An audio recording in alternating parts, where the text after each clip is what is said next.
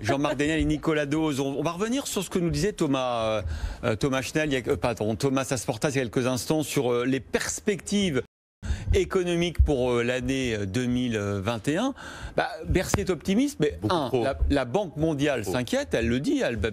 Enfin, c'est pas la Banque mondiale qui... Non, mais elle donne des chiffres. Oui. Et puis vous avez vu certains économistes, par exemple hier dans l'après-midi dans Le Monde, comme Artus, qui disent, attendez, chaque semaine de retard sur la vaccination, ça nous coûte 4 milliards de PIB. Hein. Bon, alors, Patrick Artus, lui, il considère que les 6% maintenus par Bercy sont hyper héroïques, dit-il.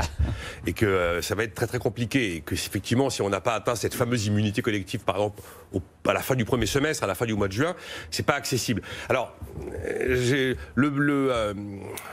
ce qu'on peut accorder comme le point qu'on peut accorder à Bercy, c'est que oui, on est quoi? On est le 6 janvier aujourd'hui, tirer des conclusions définitives sur l'année 2021, au bout de 6 jours de vaccination, si c'est le scénario du lièvre et de la tortue, on s'en voudra si on a dit au début de l'année, avant le 10 janvier, que finalement tout va planter, alors qu'en fait, peut-être que les choses vont se passer mieux que prévu. Parce qu'objectivement, si c'est un scénario lièvre et la tortue, si on rattrape ce fameux retard, si on arrive à cette immunité collective un peu plus vite que prévu, si on arrive à rouvrir l'économie, oui, à ce moment-là, les 6% sont jouables. Et d'ailleurs, mais bon, aujourd'hui, les éléments de visibilité qu'on a aujourd'hui, c'est zéro.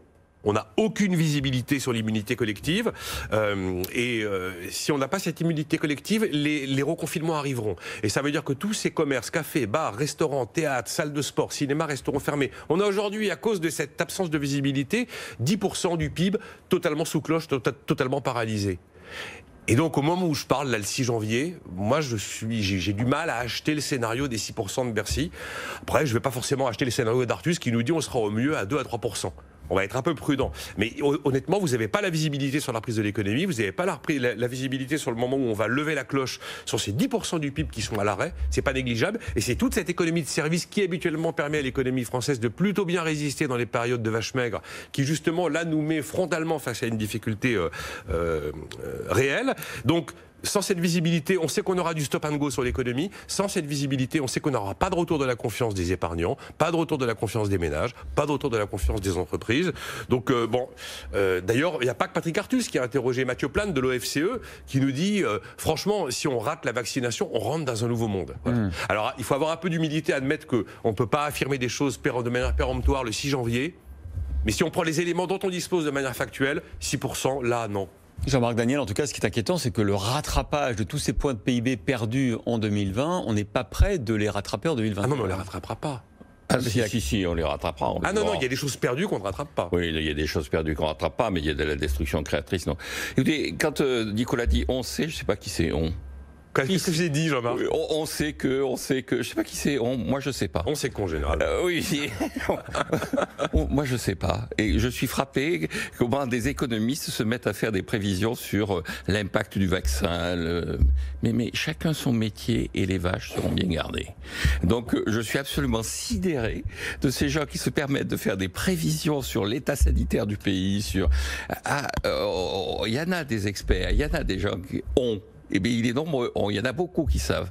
Moi, je suis sur la même ligne que Bruno Le Maire ici, il y a pratiquement un an, au mois de mars, il a dit « Je ne suis pas Madame Irma ». Et c'est pas Madame Irma, mais ils maintiennent leur prévision de croissance à 6%. Mais bien sûr, ils ont raison de maintenir à 6%. À partir du moment où on ne sait pas, ça ne sert à rien de dire ce sera 4 ou 8%. Ça n'a absolument aucune valeur. Vu comme ça. Ça n'a absolument aucune valeur. La seule chose que l'on peut dire, c'est qu'il y a des scénarios qui sont faits. Par exemple, vous prenez la dernière note de l'OCDE. L'OCDE disait, écoutez, on a fait un scénario, voilà les hypothèses que nous avons retenues. Sur la base de ces hypothèses, nous considérons qu'on aura rattrapé le niveau de production de 2019 au troisième trimestre 2021. Donc on aura effacé les grosses... Mais c'est possible ça, vu qu'on a quand même perdu 9 points de PIB l'an dernier? Oui, mais si vous avez 6%, vous rattrapez une partie vous ne rattrapez pas tout. Vous rattrapez pas tout, non, vous rattrapez pas tout. Mais au niveau trimestriel, vous pouvez considérer que vous avez rattrapé au niveau trimestre, le trimestre. Bon, vous n'avez pas rattrapé aux 2 premiers trimestres, mais le 3e trimestre vous permet de rattraper le niveau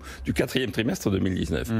Bon, ensuite, ce que dit aussi l'OCDE, c'est ce qu'il y a de frappant, c'est qu'il n'y a aucune corrélation entre le niveau des plans de relance et de soutien et la performance économique. Et ce que dit aussi l'OCDE, c'est que le pays où il y aura le moins de croissance dans les grands pays développés l'année prochaine, ce sera la Corée. Pourquoi ce sera la Corée ? Parce qu'il n'y a pas eu il y a eu une contraction de l'activité économique de 1% en 2020. Donc, effectivement, la Corée aura une croissance. Le phénomène de rebond. Oui, le phénomène de rebond. La Corée qui a des problèmes avec l'épidémie cette fois-ci. Oui, oui, et puis le phénomène de rebond est moins marqué si vous partez d'une base qui est plus élevée. Donc, la seule chose, à mon avis, que l'on peut retenir de tout ça, c'est que, effectivement, dès qu'on confine, on plonge l'économie dans la récession. Dès qu'on déconfine et qu'on libère le travail, il y a de la reprise. Après le reste, la seule chose que l'on peut dire, c'est le même que celui qui sait. Non mais moi je fais pas la merde. Enfin, c'est vrai que sur les chiffres, je suis prudent et je veux pas dire on va faire 3 ou 6. Alors on va remplacer on par nous, hein, mais nous savons tous, je crois, collectivement, que le seul plan de relance et la seule sortie de crise, c'est le vaccin. Et c'est un peu globalement ce qui est dit là, quoi. C'est par rapport à la manière dont la campagne de vaccination s'orchestre. Bon, bah, Sandra, ils ne savent rien. Allez, nous ne savons rien et certains feraient mieux de se taire. Voilà, c'est pour éviter qu'on nous ressente, vous savez, à la fin du mois de juin, la petite discussion du 6 janvier. À Rose sur vous, vous avez dit que regardez finalement.